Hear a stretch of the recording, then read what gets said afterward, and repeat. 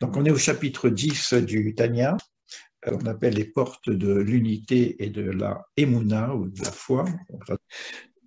Oui, Bernadette, tu veux dire quelque chose? Oui. Euh, donc, si j'ai bien compris, là, dans ce qui a été exposé, date est comprise, la séphira date, est comprise dans les 10 séphirotes. Alors que dans d'autres explications ou interprétations, je ne sais pas comment dire, c'est Keter. Tandis que date est voilée. C'est vrai que là, on étudie un texte qui est de Chabad. C'est les Lubavitch, hein. Donc le Chabad ne parle pas de Keter, qui considère Keter comme une non-séphira. C'est ça. Donc pour eux, ils font Chabad, ça veut dire Chorma Bina Da'at.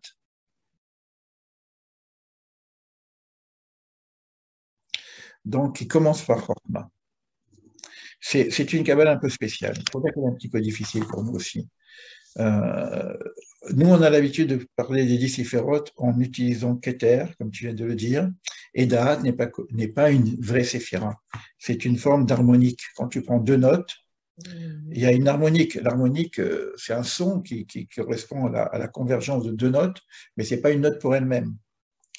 Donc, Da'at et l'harmonique entre Chorma Bina, l'harmonique de Chorma Bina, c'est Da'at, mais ce n'est pas une séphira pour elle-même. C'est pour ça que dans le livre qu'on appelle Sefer Yetzira, le livre de la formation, on dit 10 c'est pas 9, 10 c'est pas 11. Pourquoi 10 c'est pas 9? Pourquoi? Parce que qu'est-ce qui serait 9? C'est qu'on enlève Keter. Keter est tellement haut, on enlève. Donc si on enlève Keter, on est obligé de mettre Bina. Da'at.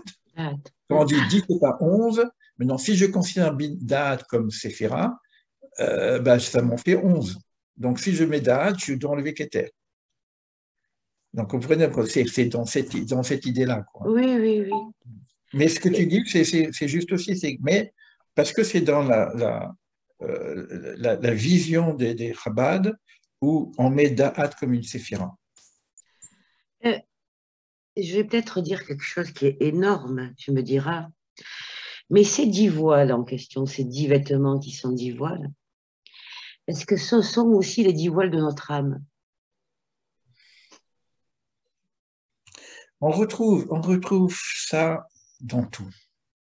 Le principe des 10 séphirotes se retrouve dans toute chose, dans un escargot, dans notre âme, dans nos yeux, dans toute chose.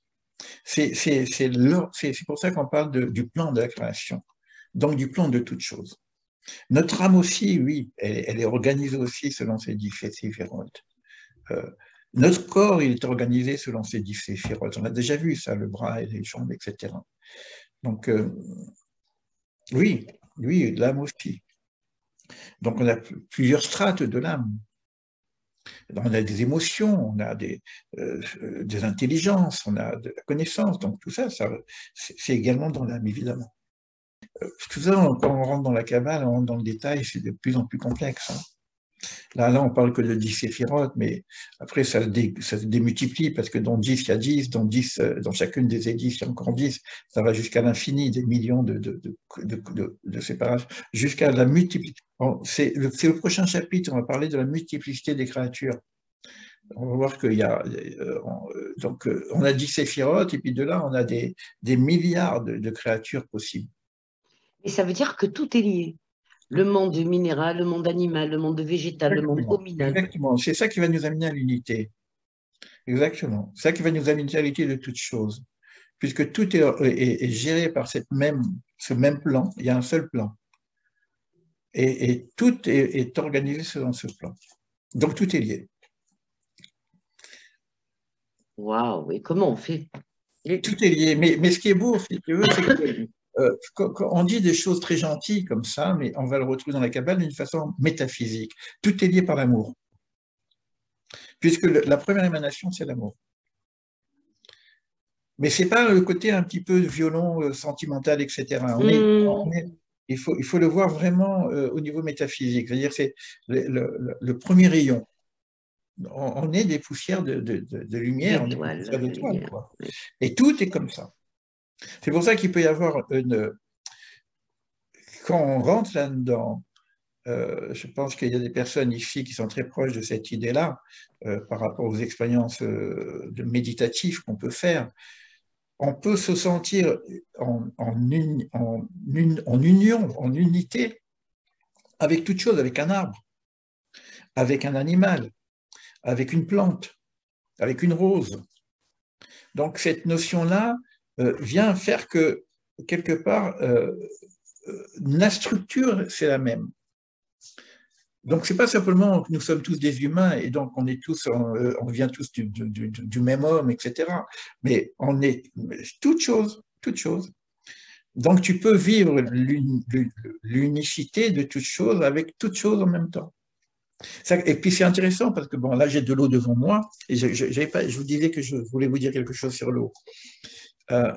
C'est énorme parce que pourquoi l'eau?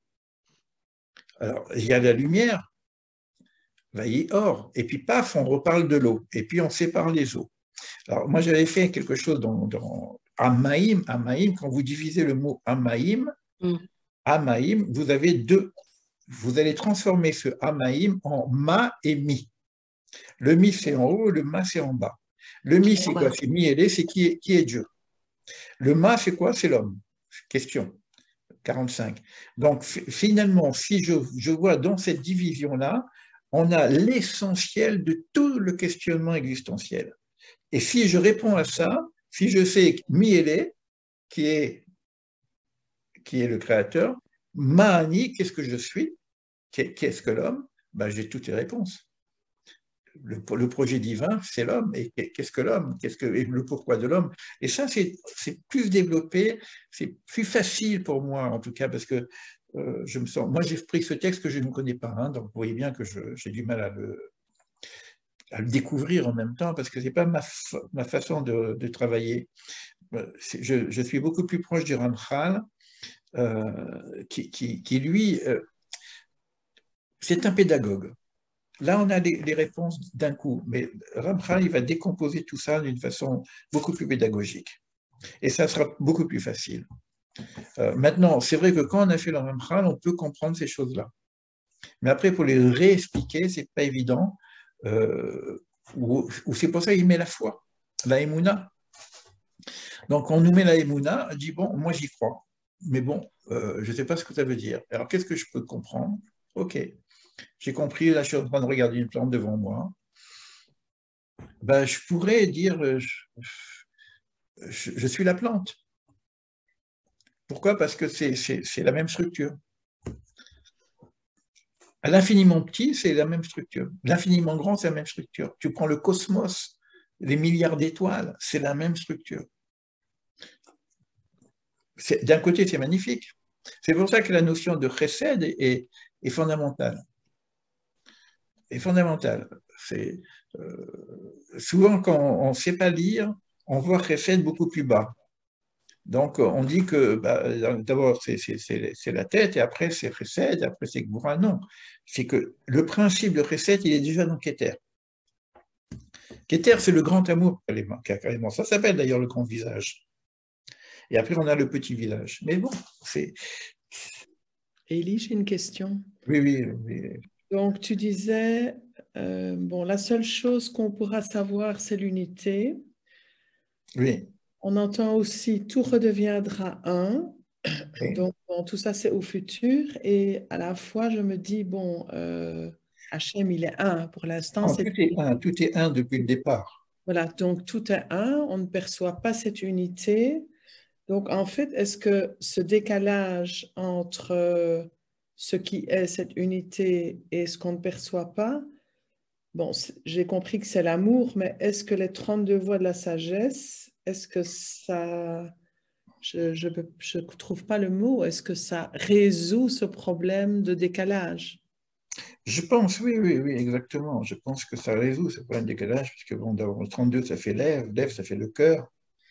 c'est la notion du cœur aussi. Les 10 séphirotes sont reliés par des canaux. Les canaux sont les lettres. Donc, l'unification des séphirotes peut se faire avec les lettres. Donc, c'est comme un corps humain avec des vaisseaux et des canaux, etc., quoi. Le corps humain, il est un. Il est en même temps multiple. En quoi, et peut-être c'est une question que je peux vous poser, que je peux me poser à moi-même. En quoi est-ce aussi compliqué de dire que tout est un et que Dieu est un? En quoi que cela soit finalement la finalité et d'après notre tradition, la révélation messianique? En quoi c'est aussi compliqué? Parce que nous, on est dans la dualité. Oui. Et que c'est difficile pour notre esprit humain d'accéder à cette autre vision du monde. Oui, on ne peut pas réfléchir, ça c'est la première chose que tu dis est très forte, très important, on ne sait pas réfléchir autrement que par les deux. Le monde est deux. Bereshit, ça compte par un bête. On ne sait pas réfléchir autrement que par 0, 1. Toute chose est créée avec le 0, 1. Vous prenez là, par exemple, l'informatique, tout ce qui est digital, c'est uniquement des éléments 0, 1, 0, 1, oui, non, oui, non, oui, non, oui, non. Et avec ça, on peut faire des meubles, avec ça, on peut faire toutes ces couleurs, on fait de la musique, on fait tout. Mais on ne peut pas, s'il y a 1, il n'y a rien. S'il y a 0, il n'y a rien. D'accord? Donc, on ne peut pas réfléchir autrement que par deux. Ça, c'est la première notion. Maintenant, quand on va parler de l'unité qui est amour, on va avoir un deuxième problème, c'est le mal. Comment ça fonctionne? C'est souvent, je dis, si un, c'est deux, comment ça marche? Mais en fait, je crois que l'unité, elle se fait par une unification des quatre mondes. Et quand on peut être à la fois dans les divers mondes, c'est là qu'il y a une vision globale et c'est là qu'il y a une unité complète. Oui, mais là, tu réponds pas à ma question. Moi, je réponds, la question, c'est le contraire.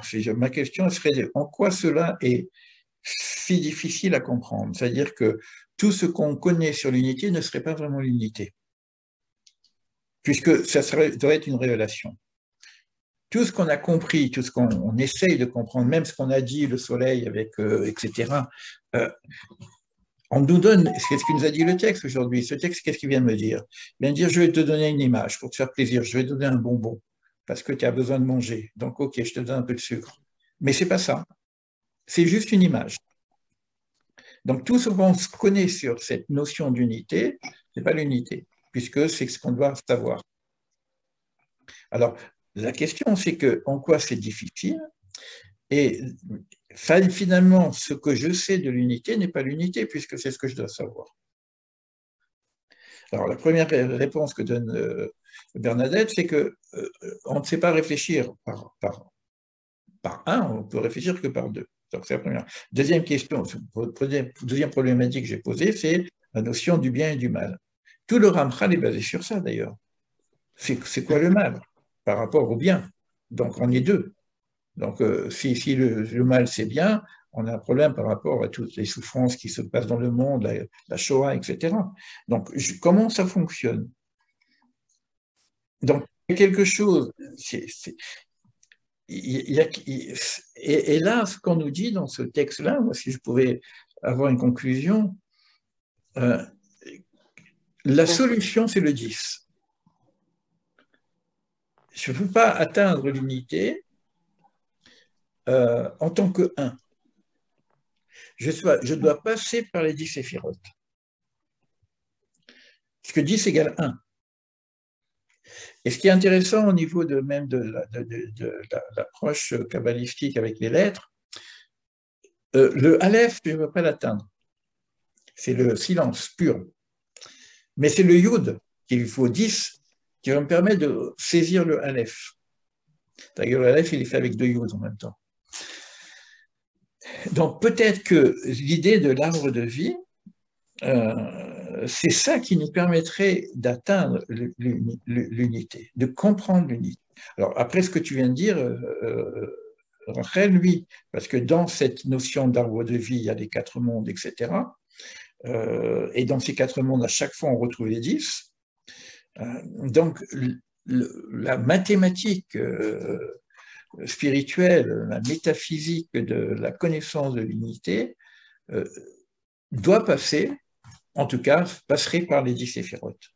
En fait, ce que j'essayais de dire, c'est qu'en fait, parce qu'on va du code du Yud jusqu'au dernier He, et qu'en fait, l'unité, ça serait de vivre en même temps dans toutes les séphirotes. C'est-à-dire qu'on vit en même temps depuis ce code du Yud avec une conscience de ce code du Yud, avec une conscience dans Rochma, une conscience dans Mina, une conscience dans les 6 et une conscience dans la Malchut. Et à partir du moment où la conscience humaine peut être en même temps dans tous les mondes, il y aurait unité en conscience. Oui, mais pas en compréhension, je dis en conscience. C'est au-delà de la compréhension, ça n'a rien à voir. Un peu la question de Bernadette quand elle disait que tout ça, est-ce qu'il se retrouve dans l'âme? Et donc, cette notion dans l'âme, puis elle-même, elle a différentes strates de conscience. Mais il faut accepter l'idée que tout ce qu'on va dire, c'est pas encore ça. C'est des approximatifs. C'est ça que le texte vient nous dire ici. On n'a que des approximatifs, mais la structure séphirotique, la structure des 4 mondes, la structure de la conscience, etc., le fait qu'on vient de dire que tout est fait par rapport à cette même structure, que jusqu'à la fourmi, c'est dans la même structure, oui, ok, on va peut-être, mais c'est-à-dire qu'il faut rentrer dans la structure. Si vous regardez le texte de l'arbre de vie, c'est des ouvrages, c'est des monstres, quoi. Là, on a des résumés très très simples, mais quand on rentre dans le détail, bon, c'est énorme. Mais peut-être que c'est ça la voie de la connaissance, que la voie de la connaissance au niveau de la Kabbale passe par l'arbre de vie, par les 10 séphirotes et certainement par les 32 voies de la sagesse. Sinon, ben, on aura des idées philosophiques, mais on n'aura pas la connaissance métaphysique. C'est pareil même par rapport à l'amour. Là, quand on parle de l'amour, ben, on aura une idée philosophique ou une idée sentimentale de l'amour, mais on ne connaîtra pas l'amour. Je ne sais pas si vous vous rappelez ce jour où j'ai dit, j'étais parti même un peu en... Je me suis dit, ah, c'est pas possible, ça veut dire que l'amour, on ne sait pas ce que c'est. Puisque l'amour, c'est l'unité. Si l'amour, c'est l'unité, que l'unité, je ne sais pas ce que c'est, alors que l'amour, je ne sais pas ce que c'est, alors j'écris, on apprendre à aimer. Et c'est quoi l'amour? Puisque c'est l'unité, mais l'unité, on ne sait pas. Donc, ce qu'on a dit là tout à l'heure, Chesed, on ne sait pas ce que c'est vraiment. C'est-à-dire, on parle d'amour, je t'aime, je t'aime, je t'aime, mais c'est quoi vraiment? Mais on ne sait pas vraiment. Moi, je trouve que c'est énorme. C'est énorme, c'est qu'on a un langage philosophique, amoureux, sentimental, mais l'essence de ces choses-là, on ne les connaît pas. L'essence de l'amour, on ne sait pas ce que c'est. Mais on a une approche, et cette approche, c'est un peu carré ce que je dis, hein. Ça fait un peu lourd, quoi, de dire que je vais réfléchir à l'amour à travers les 10 séphirotes. Ça fait, mais apparemment, il semblerait que c'est ça, quoi.